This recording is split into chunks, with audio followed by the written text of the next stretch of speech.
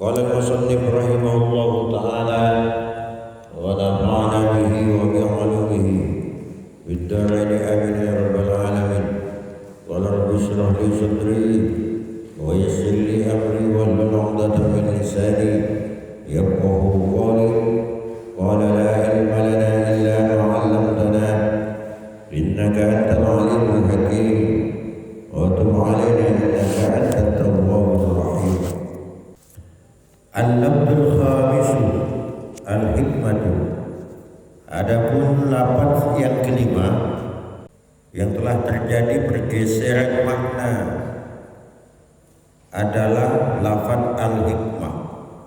Fa innasmal hakim, maka sesungguhnya nama atau sebutan al-hakim, ahli hikmah, soro itu menjadi yutlak, dimutlakkan apa al-hakim ala tabibi wasyairi wal munajjim, atas tabib wasyairi dan ahli syair, wal munajjimi dan ahli nujum, hatta ala alladhi yudakhrijul qir'ata, sehingga atas yang memutarbalikkan siapa alladhi al-qir'ata terhadap undian, ala akab bisawadiyati, atas menutup telapak tangan bisyawari turki, di jalan-jalan raya. Jadi yang kelima ini telah terjadi pergeseran nilai, pergeseran makna dibanding pada zaman sahabat, zaman tabi'in. Yang kelima itu adalah lafaz al-hikmah. Jadi pada saat zaman Imam Al-Ghazali sampai hari ini, banyak orang merubah maksud yang disebut dengan orang ahli hikmah, orang hebat. Sekarang telah bergeser kepada apa? Kepada tabib, ahli syair, ahli nujum.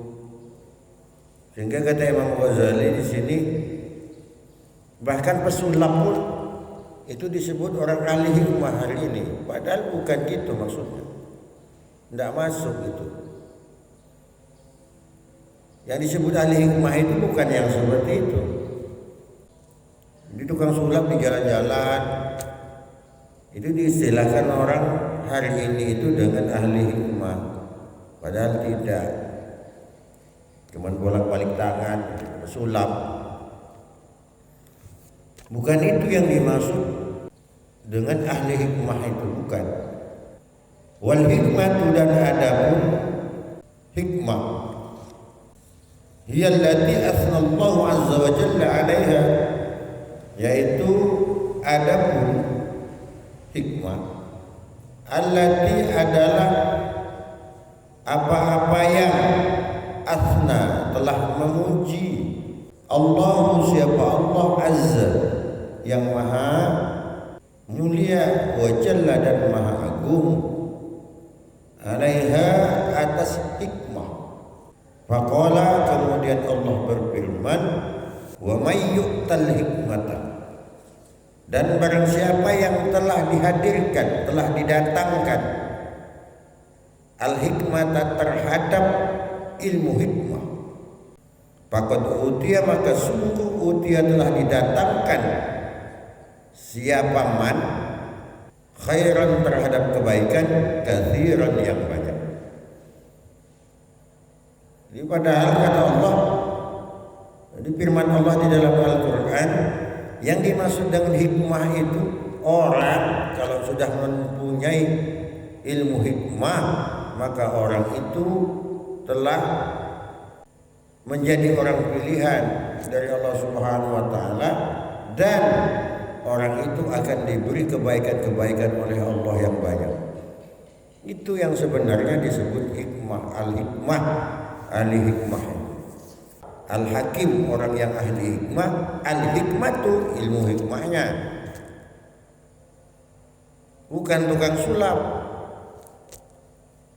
Wa qala Rasulullah sallallahu alaihi wasallam kalimatun minal hikmati, adapun satu kalimat minal hikmati dari kalimat-kalimat hikmah, yata'allamuha yang mempelajari terhadap kalimat hikmah, ar-rajulu siapa seorang laki-laki atau siapa seseorang, khairun itu lebih baik lahu bagi seseorang atau bagi rajul minat dunia wa ma fiha, dari dunia, wa ma dan apa-apa, fiha yang ada di dalam dunia.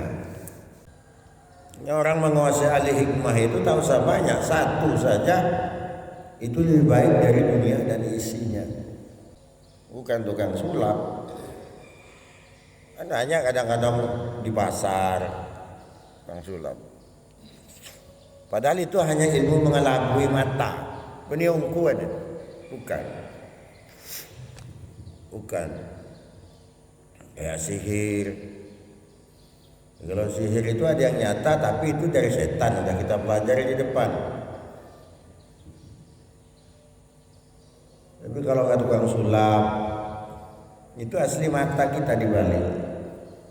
Sebenarnya pakun, tetap saja hanya mata kita melihat seperti apa yang diinginkan oleh tukang sulap. Dikelabui kita. Tapi kalau ilmu hikmah beda. Tidak mudah orang mendapatkan ini. Ada proses-proses. Bahkan kata Rasulullah ini, satu ilmu hikmah saja itu mengalahkan, kebaikannya itu mengalahkan daripada dunia dan isinya. Itu diantaranya yang mengalahkan dunia dan isinya pahalanya di sisi Allah. Banyak, ada lagi yang dianggap lebih baik dari dunia dan isinya.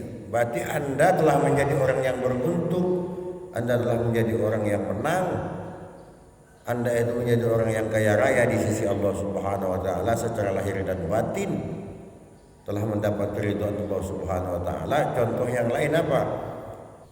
2 rakaat subuh khairum minad dunya wa ma fiha.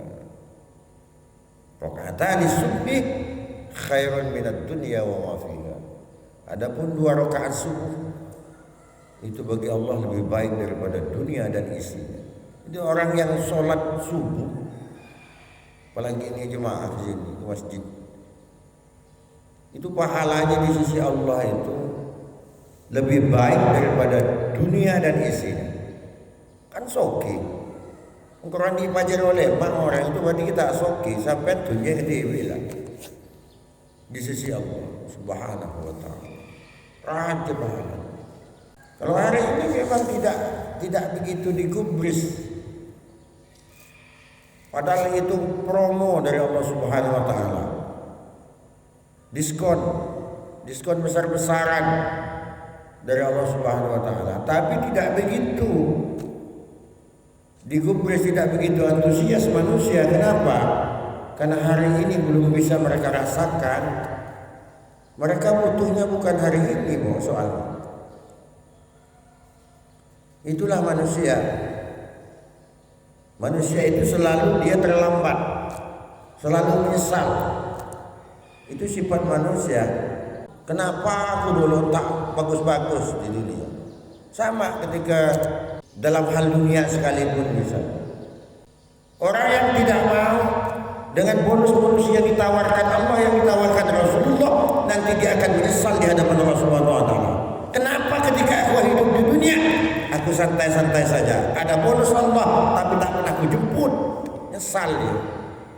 Baru mau minta ke kawan. Tak bisa, tidak ada amal apapun yang bisa diberikan kepada orang lain.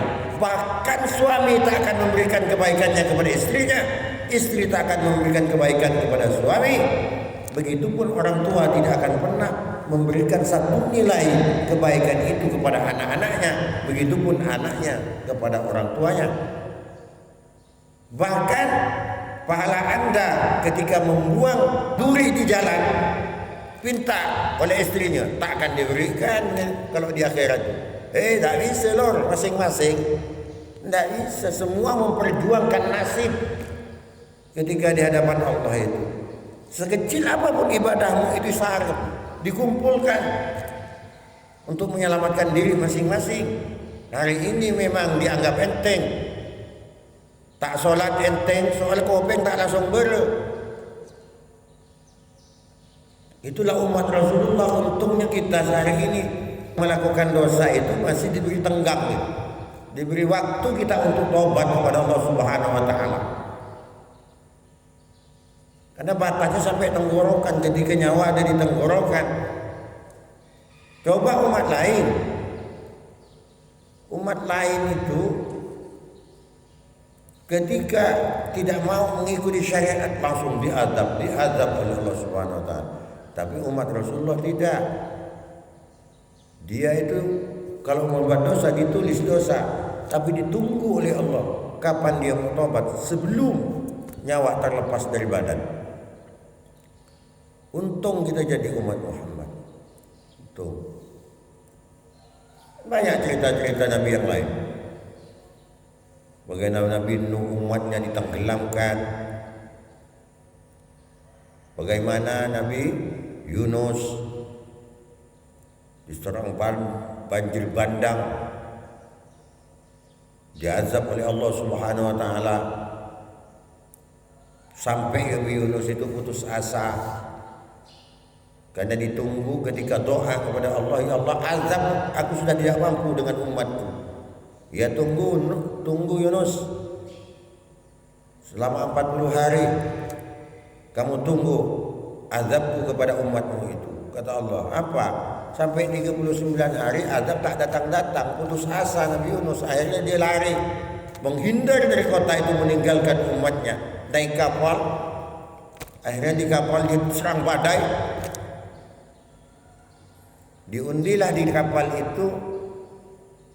Berarti harus ada tumbal salah satu di antara penghuni kapal, pengikut kapal. Telah diundi yang keluar Nabi Yunus sampai beberapa kali. Akhirnya meskipun dia seorang nabi dihormati, terpaksa dia yang dilemparkan ke laut, langsung ditelan oleh ikan Nun selama 40 hari 40 malam. Apa doa Nabi Yunus di dalam ikan ini? Rabbana zalamna anfusana wa illam taghfir lana innaka antat tawwabur rahim. Seandainya Nabi Yunus tidak berdoa itu di dalam ikan itu, maka selamanya Nabi Nuh tidak akan dikeluarkan oleh ikan itu di dalam perutnya.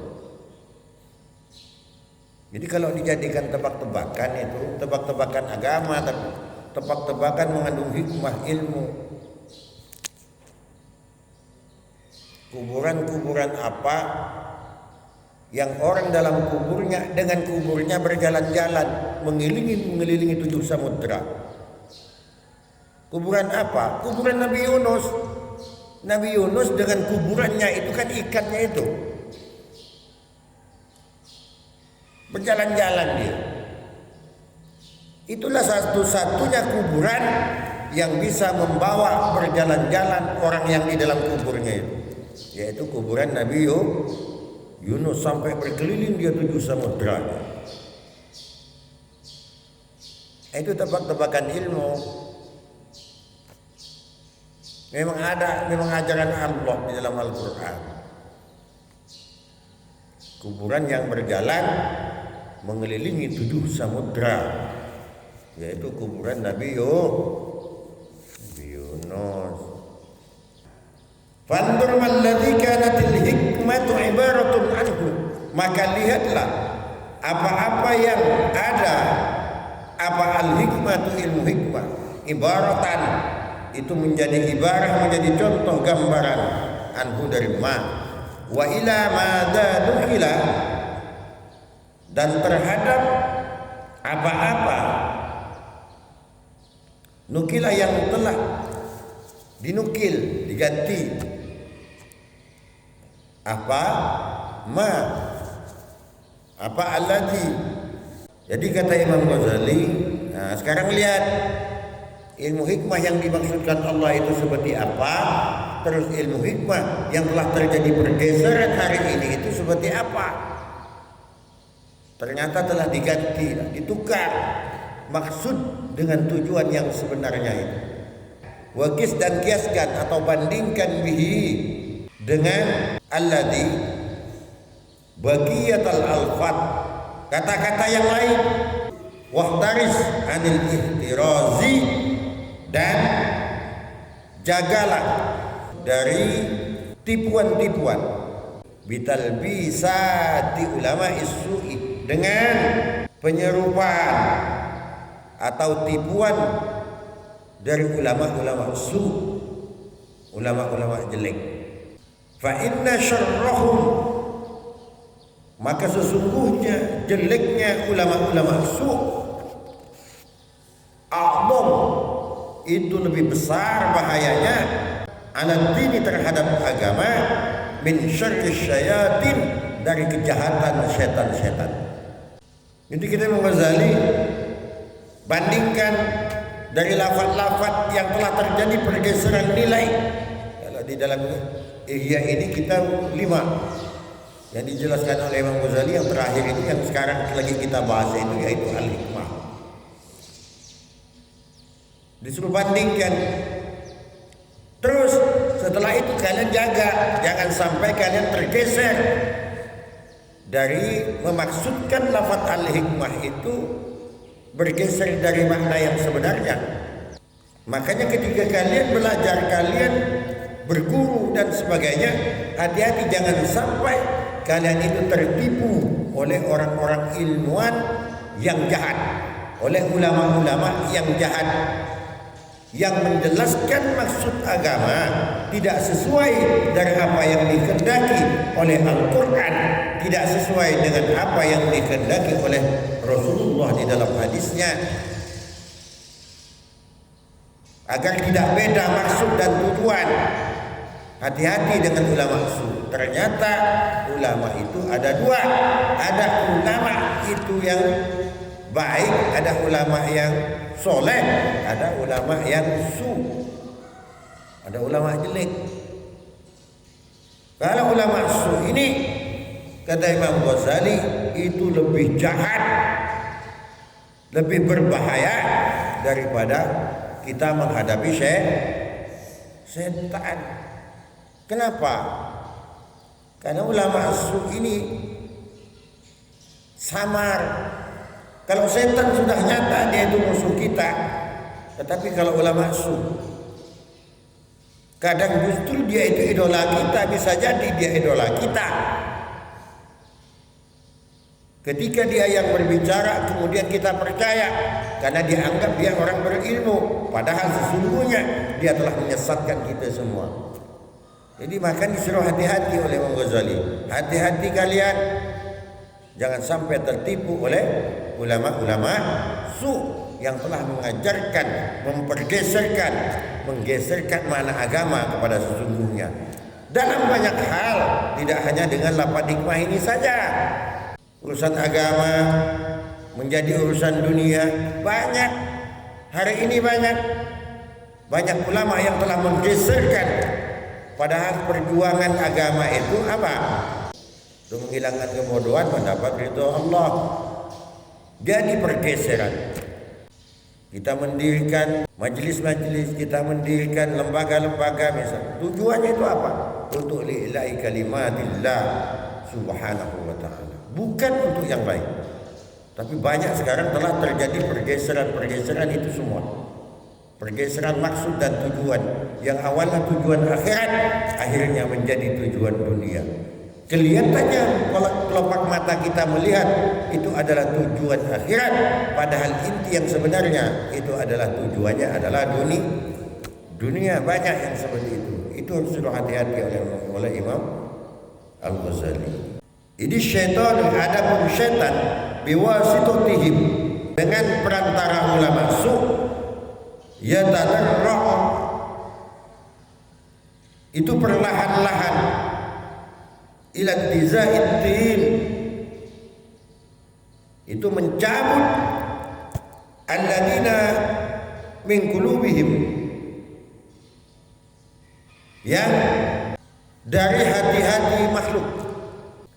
Walihada lamma su'ila, dan karena itu lama ketika su'ila, ditanya siapa Rasulullah sallallahu alaihi wasallam, siapa Rasulullah sallallahu alaihi wasallam, an syarril khalqi, dari paling jeleknya makhluk, dari paling jeleknya manusia,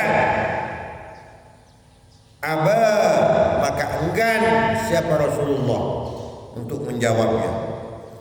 Wa qala Allahumma ghufran, dan kemudian bersabda Allahumma ya Allah ghufran, ampunilah. Hatta kurrir alaihi, sehingga diulang-ulang pertanyaan itu alaihi kepada Rasulullah.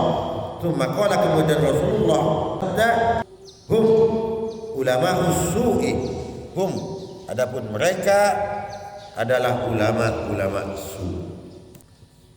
Jadi kita Ghazali di sini, kenapa ulama su itu kejahatannya itu lebih besar dibandingkan dengan setan? Kenapa? Karena dia mencabut agama ini dari hati-hati makhluk. Kalau setan tidak, dia hanya mempengaruhi. Tetapi kalau ulama su ini mencabut agamanya dari umatnya. Maka ketika Rasulullah SAW ditanya tentang ulama su ini, Rasulullah itu enggan untuk menjawab. Ketika sahabat bertanya, enggan, tak menjawab Rasulullah SAW. Akhirnya diulang terus oleh ulama, oleh sahabatnya. Akhirnya diulang tanya, kenapa Rasul? Barulah Rasulullah menjawab, karena diulang-ulang ditanya oleh sahabat, disebut oleh Rasulullah, kemudian dijawabnya, summa qala ulama hum ulama usu'i, mereka adalah ulama-ulama su, ulama-ulama yang jahat. Jadi bahaya. Orang berilmu kalau jahat bagus, tidak bodoh, tapi bener. Tak apa-apa kita dibilang jahat, bodoh, tak punya ilmu, daripada orang berilmu dikatakan orang alim, orang pintar, tapi jelek, jahat. Kenapa? Karena itu lebih jahat daripada setan. Melebihan dari setan. Setan itu kan setan harus masuk surga pada neraka. Dan subhanallah wa bihamdihi, subhanallah wa bihamdika, asyhadu an la ilaha illa anta, astaghfiruka wa atubu ilaik. Li khamsatu